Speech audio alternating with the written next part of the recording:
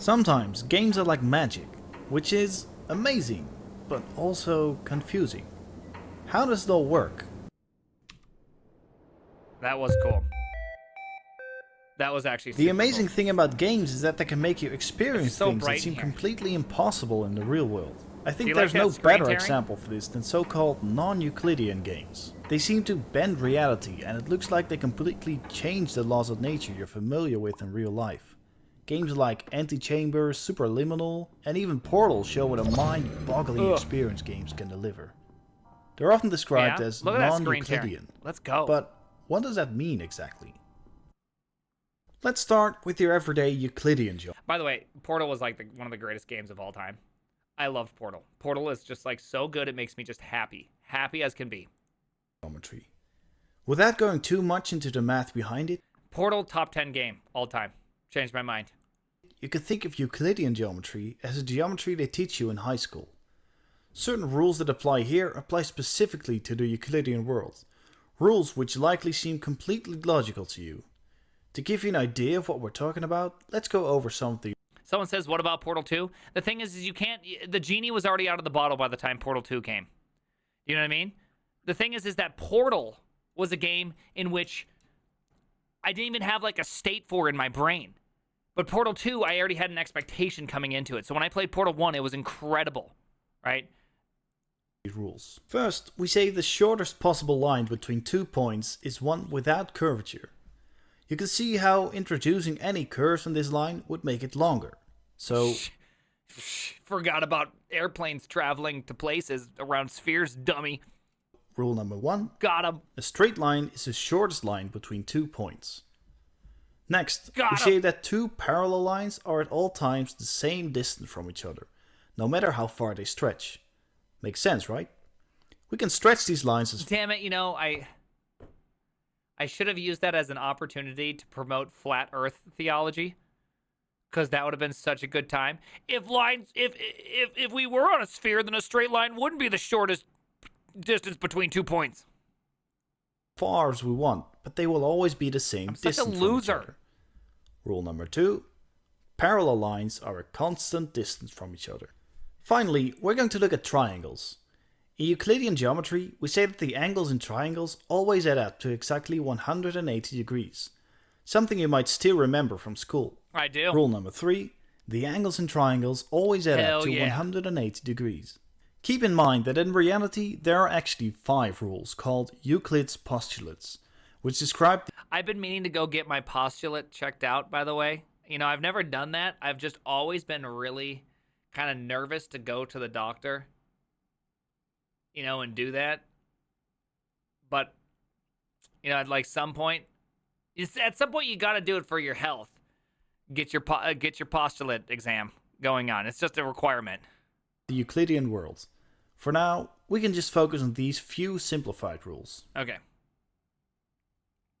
Now, how would we recognize if we're in a world with non-Euclidean geometry? Well, we'd have to see if anything around us breaks the rules of Euclidean geometry we know of. But how is this possible?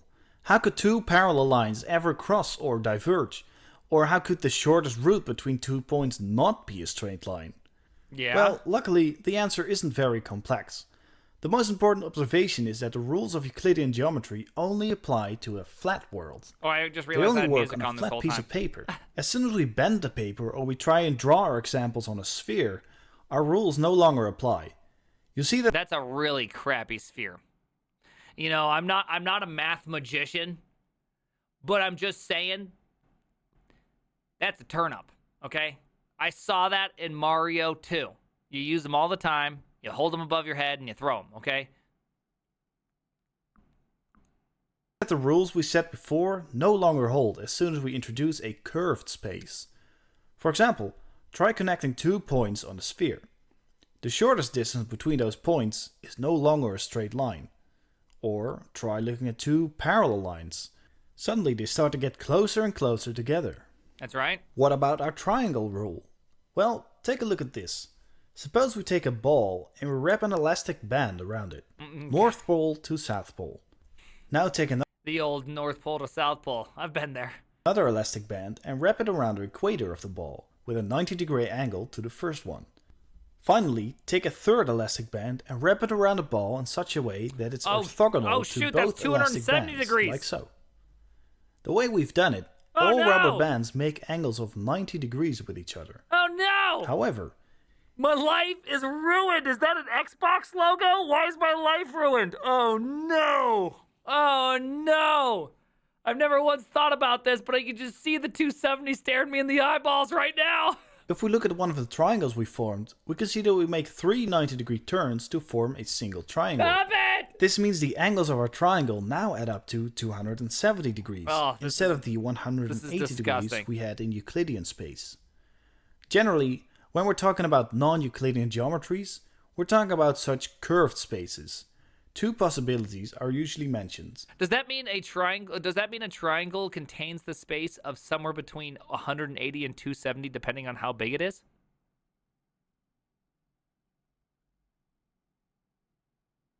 Is that what happens? Nope. Okay, I'm wrong. No? What does it mean?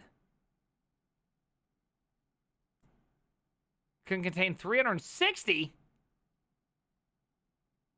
Oh, shoot. I'm too stupid for this.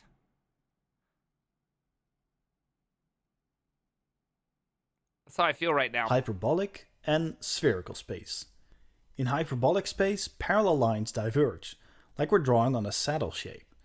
And in spherical Time in the saddle. I know what he's talking about. space, they get closer together. My life like is in when we're shambles drawing right on a now. sphere.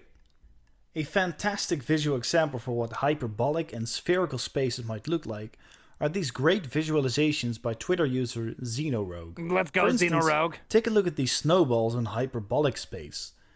Notice how all the parallax we had in Euclidean space is gone. Everything seems to come at us at the same speed regardless of distance. And what about spherical space? This seems even weirder, where snowballs that are behind us look like they're in front of us again, and everything seems to be moving back and forth. Either I'm gonna vomit, or this ain't real life. One of the two. One of the two. Get Dave from the dentist in here right now. I got some questions. Cool. For another fantastic explanation and visualization of non-Euclidean geometry, check out this devlog of Hyperbolica. Phew! Well, as you can see, things can become pretty trippy in non-Euclidean worlds. So, what would non-Euclidean worlds look like in games? One of the best examples I found was this non-Euclidean world demo, where space is compressed and expanded based on the player's position. To achieve this, What is this, like pre-Doom graphics? What am I looking at? the demo uses a technique called ray tracing, which Yeah, I'm gonna is throw a up two. subject This is for really, another it's really video. upsetting to look But at. the basic principle is that you're shooting rays from the camera, which simulate the way that light rays hit your eyes. This means that you can build the environment around you completely using the rays you shoot from the camera. Now imagine that you can stretch or compress the length of these rays at will, and because the rendering of the world is completely dependent on these rays, suddenly you can stretch and compress the world itself. If you then assign specific parts of your world to have different effects on your rays, I don't think you screen can see tearing is how my you would problem. achieve these strange non-Euclidean effects, where the space around you is morphed. Another great, more recent example I mentioned earlier is Hyperbolica. It shows you exactly what it would be like walking around in different kinds of non-Euclidean worlds, and is the best example of a non-Euclidean game I could find to date. To find out how that works, it's best to go to their YouTube. Hold on, I'm recovering from vomiting. Oh my goodness. Why is that thing a golf ball stand?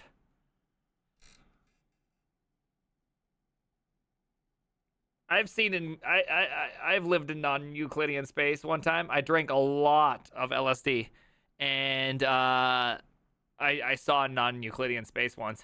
Channel.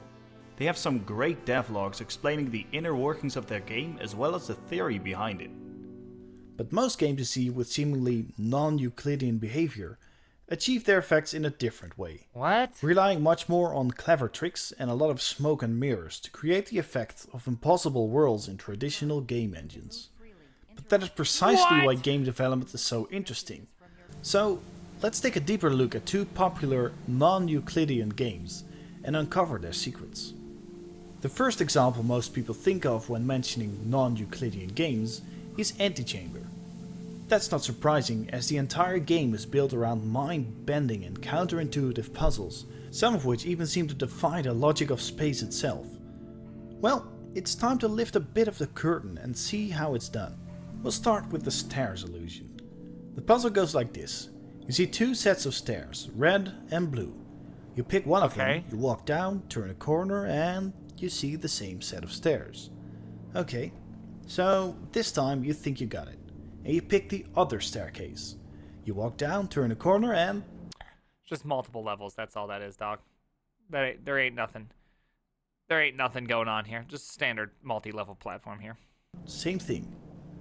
This is how you get Call of Duty AIDS, right here. You pick neither staircase, and you just walk back where you came from. And the puzzle is solved. I can tell you, the first time I encountered this, my mind was blown. How does this work? How do rooms infinitely repeat, and how did they do it so seamlessly? If you're having similar questions, then you're in luck, because they're all about to be answered. The way the hallways are constructed gives something away about how the illusion works. You have one room with the two sets of stairs, and you have the hallway leading up to the stairs you're supposed to go back into. Okay. Both have two corners with a stretch of identical white hallway. You see, what actually happens is that when you turn a corner and walk far enough, you're simply teleported to the identical looking hallway leading up to the stairs. And because of the flat lighting of AntiChamber, there's no way to tell when the teleport happens, so to you it seems completely smooth. However, we can trick the game a bit into giving away its secrets. You see, we can take a cube with us to break the illusion of the identical hallways. And now when we walk through the hallway, we can see the exact moment we're teleported. Such teleporting tricks are riddled throughout the game, sometimes with parts of the wall you need to focus on, and sometimes they're combined with a window you can see through. To see how that is done, you can watch my video on how portals work, because a similar technique is used here. As you can see, a lot can be done by cleverly teleporting the player, and copy-pasting rooms to give the illusion of a non-Euclidean world. Another mind-blowing trick to me was this impossible... You know, I love the idea of this game. This game looks absolutely incredible, but I'm not gonna lie to you. The touching wall simulator game, I don't know how much I want to solve those puzzles.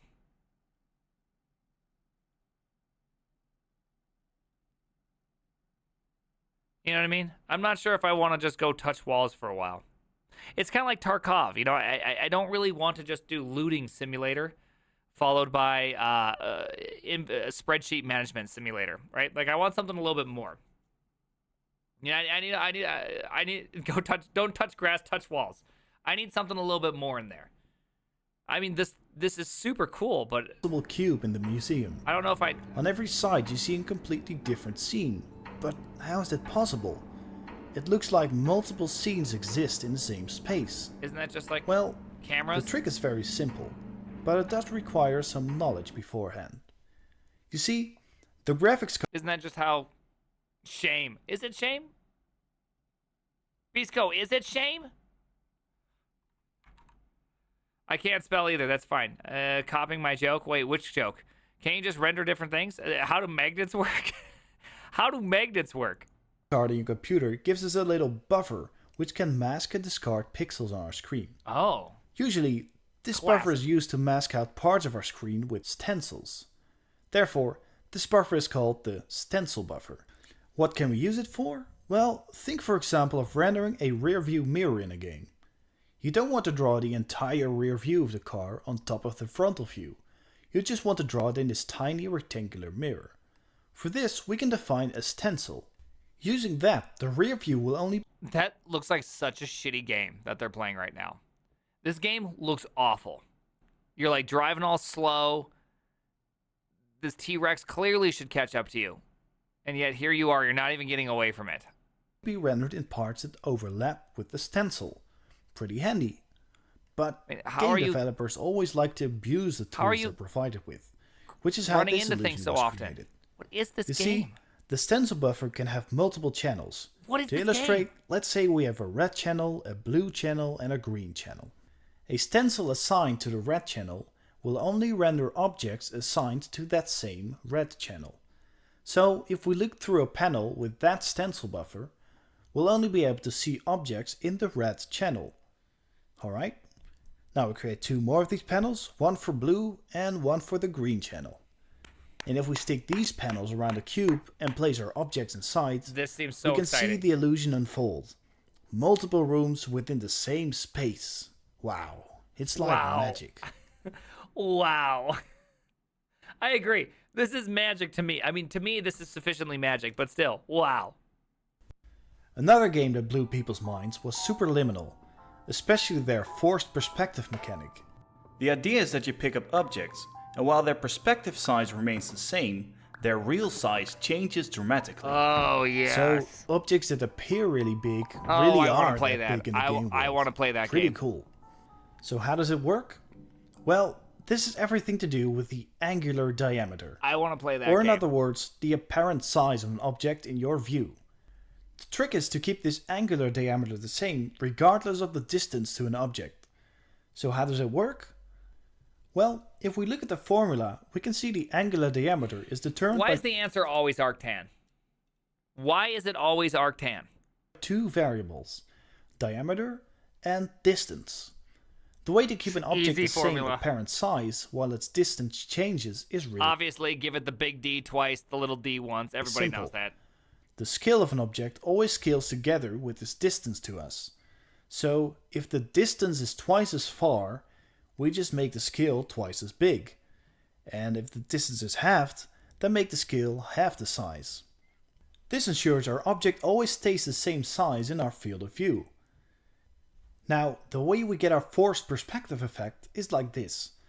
As soon as we pick up an object, remember the distance and scale somewhere. Now, when we move the object around, we simply push the object we're holding as far against the wall as possible, while keeping its apparent size the same.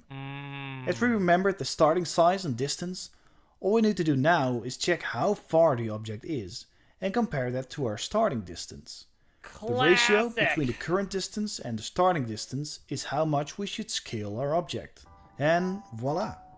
We have our mind-boggling forced perspective mechanic. Now, are these games really non-Euclidean? Well, yes and no. On the one hand, you only need to break one of the Euclidean rules to be considered non-Euclidean. But on the other hand, they have little to do with real non-Euclidean geometry. Their effects are all achieved with deceit and trickery, but in the end, aren't all games like that? I think they still give you the same sense of amazement and confusion as real non-Euclidean geometry, with just some clever applications of a few simple tricks. And in the end, that's what I like most about it. The simplicity of it. The programming behind it is based on some pretty simple principles, and yet developers manage to create these mind-blowing experiences with it.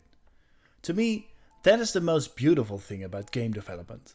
It's almost like yeah, magic. to make the object bigger and You bigger. don't have to hold be down the switch. incredibly smart or talented to be able to create these wonderful things. Sometimes all it takes is some creativity, some insight or a flare of inspiration to craft something that will blow people away. And I strongly believe that can happen to anyone.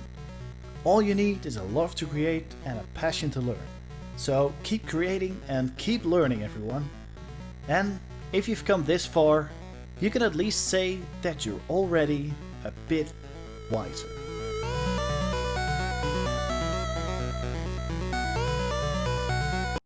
That cheese was so cool.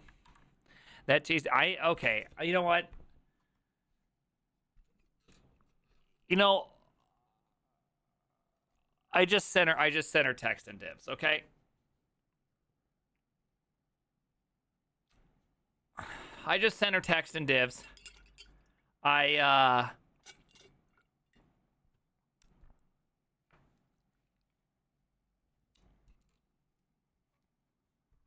Like the video, subscribe. I just touched some divs, you know what I mean? All about that div touching. Both hands on the divs every day. You know what I mean? Centering text and div still makes more money than bending space and time. It's a fact of life. Somehow that is true. You work less hours and make more money touching divs than you do bending space and time. Why is that? It's unfair. That's what it is. It is unfair. It is just simply unfair. The name, div touch again.